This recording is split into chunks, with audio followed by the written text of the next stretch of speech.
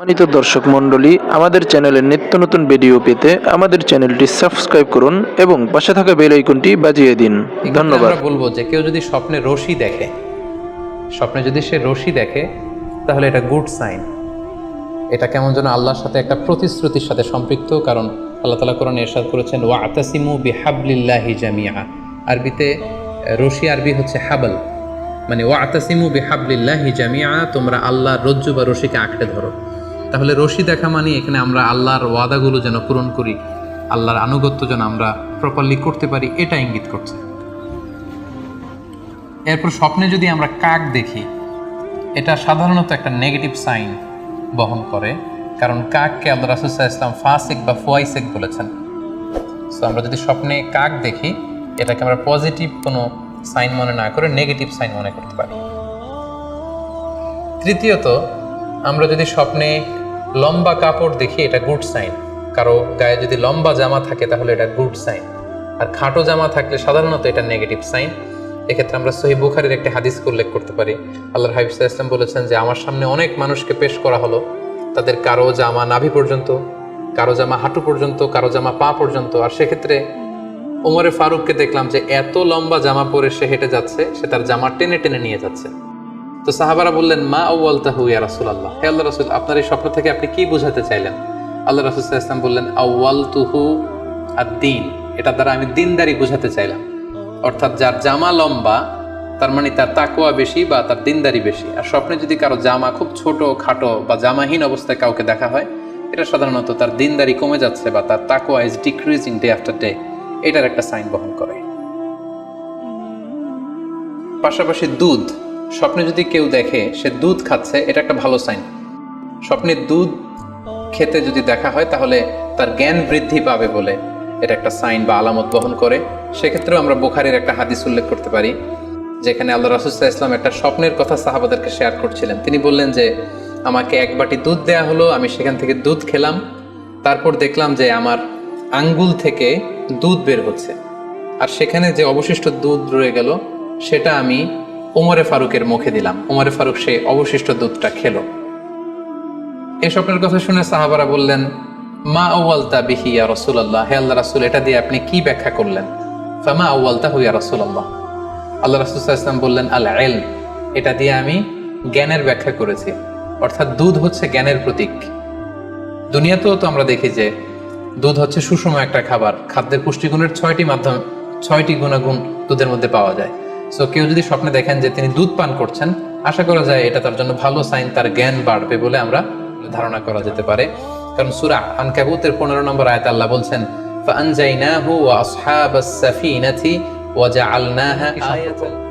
এর কারণ হচ্ছে সূরা হজ্জে আল্লাহ তাআলা সাইয়েদনা ইব্রাহিম আলাইহিস সালামকে যখন বলেছিলেন যে তুমি হজ শুরু করো, তখন তিনি বলেছিলেন, ইব্রাহিম তুমি আযান দাও, ওয়া আযযিন ফিন নাসি বিল হজ্জ ইয়াতুকা রিজালা ওয়া আলা কুল্লি দামির ইয়াতিনা মিন কুল্লি ফাজ্জিন আমিক।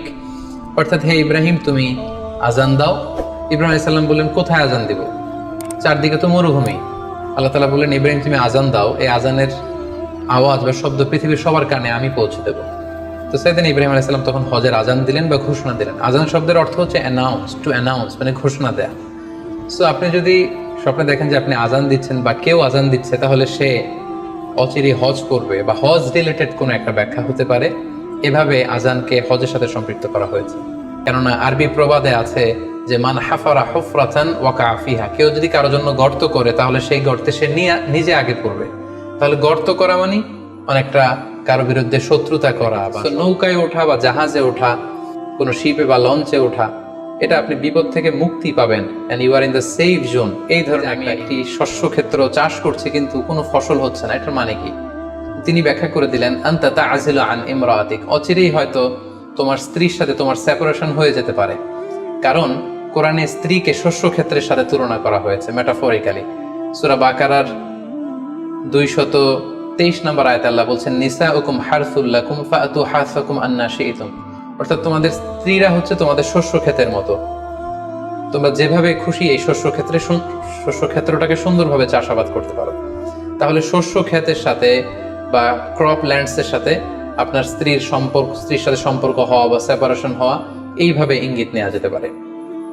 সবশেষে একটি ঘটনা উল্লেখ করার মধ্য দিয়ে আমরা এই সিম্বলিক বা আইকনিক ব্যাপারটা শেষ করতে চাই। সেটি হচ্ছে ব্যক্তির ভিন্নতার কারণে কিন্তু স্বপ্নের ব্যাখ্যাও ভিন্নতা হতে পারে। ব্যক্তি ভিন্নতার কারণে স্বপ্নের ব্যাখ্যাও ভিন্ন হবে। একই স্বপ্ন দুইজন লোক দেখলো, দুইজনের স্বপ্নের ব্যাখ্যা কিন্তু দুরকম হতে পারে। সেক্ষেত্রে আমরা মুহাম্মদ ইবনে সিরিনের একটা ঘটনা উল্লেখ করতে পারি। মুহাম্মদ ইবনে সিরিনের কাছে এক লোক এসে বলল যে আমি স্বপ্নে দেখেছি আমি আজান দিচ্ছি, এটার ব্যাখ্যা কি? উনি বললেন তুমি হজ করতে যাবে। তার কিছুদিন পরে আরেক লোক এসে একই স্বপ্ন দেখলো, তিনি বললেন যে আমি স্বপ্নে দেখেছি যে আমি আজান দিচ্ছি। তো তিনি বললেন চুরিতে তোমার হাত কাটা যাবে। তো ওনার ছাত্ররা দুইজন লোকের কাছে দুই ধরনের উত্তর দেওয়ার কারণে অবাক হয়ে জিজ্ঞেস করলেন যে হে ইমাম, একই স্বপ্ন দুইজন দেখলো কিন্তু আপনি এক একজনকে এক এক উত্তর কেন দিলেন? তো তিনি বললেন যে এই দুইজনকে আমি চিনি এবং তাদের ব্যক্তিগত জীবন সম্পর্কে আমি জানি। সো তাদের জীবন আচরণ, তাদের ব্যক্তিত্বের কারণে আমি দুই ধরনের ব্যাখ্যা করেছি। প্রথম জনের ব্যাখ্যা করেছি আমি সূরা হজের আলোকে, কারণ সূরা হজে আল্লাহ ইব্রাহিম আলাইহিস সালামকে বলেছেন ওয়াযিন ফিন্নাসি বিল হজ, তুমি মানুষের মাঝে হজের জন্য আজান দাও, ঘোষণা দাও। সো সেই লোকটি আজান দিয়েছে, তার মানে আশা করা যায় সে হজে যাবে। আর দ্বিতীয় লোকটির স্বপ্নের ব্যাখ্যা আমি করেছি সূরা ইউসুফের আলোকে। সূরা ইউসুফে একটি আয়াত আছে সুম্মা আযানা মুআযযিনুন আইয়াতুহাল আইর ইন্নাকুম লাসারিকুন, অর্থাৎ মিশরের কিং এর একটি পানপাত্র চুরি হয়ে গিয়েছিল। ইউসুফ আলাইহিস সালাম ইচ্ছা করে সেটা তার ভাই ইয়ামিনের খাদ্যের প্যাকেটের ভেতরে ঢুকিয়ে দিয়েছিলেন।